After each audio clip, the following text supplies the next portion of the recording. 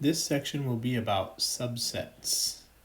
We won't really talk about power sets. Actually, we won't talk about them at all. So I'm just going to cross that out.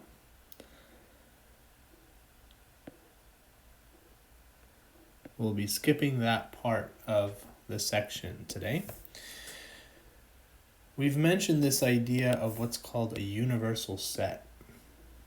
Usually we call that U, but there's a lot of things that can be universal sets.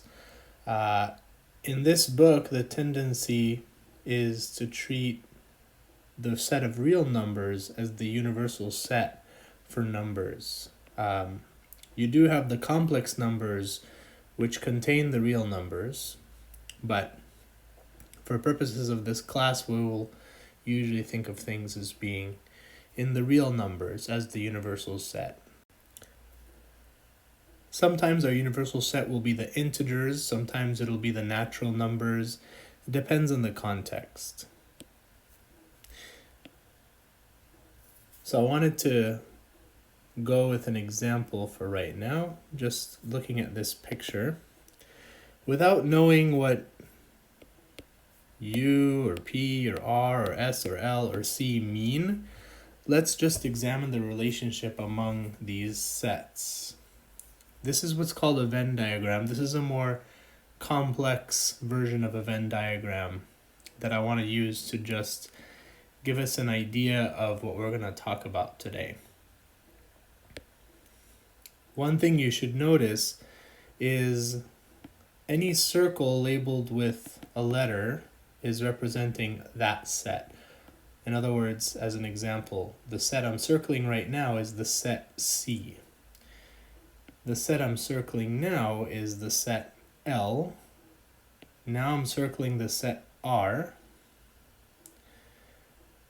S happens to be the overlap of R and L, and we'll talk about that in section 4.3 more.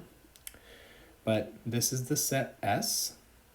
The set P would be all of this that I'm circling right now. Notice that R, S, and L are all completely contained in the set P, and notice that C is off on its own over here. And then we have our universal set, which we usually represent as a rectangle.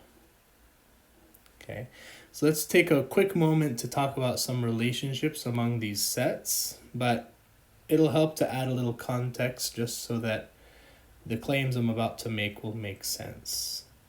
Okay, so with this picture in mind, let's talk about what these sets are defined as.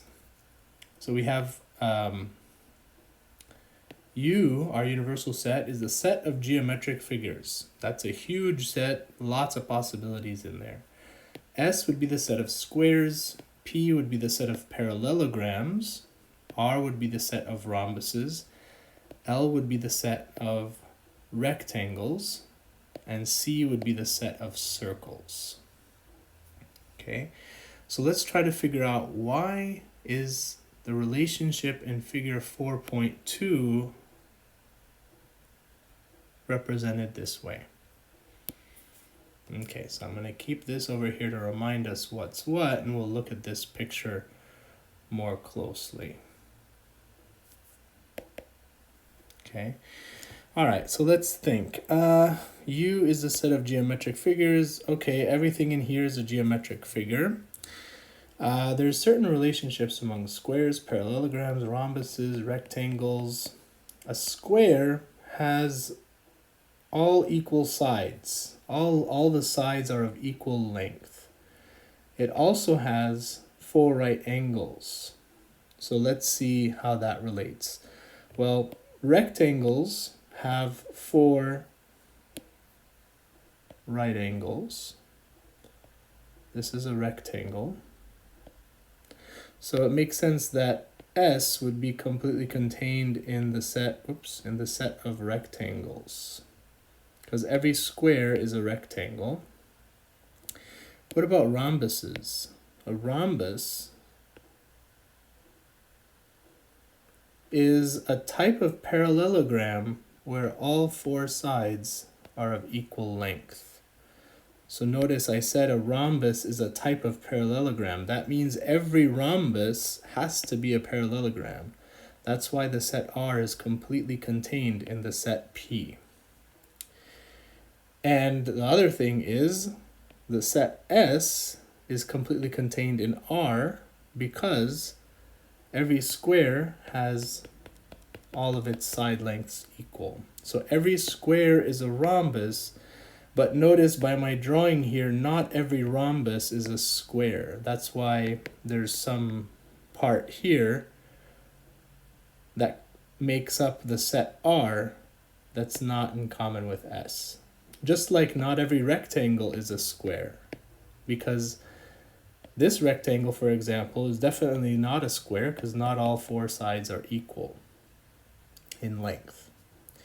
And then finally, the set of circles, well, circles have nothing to do with these, they have nothing to do with these other four categories we talked about. So that's why this set C is completely off to the side, but it's still a set of geometric figures, so it still belongs in this universal set.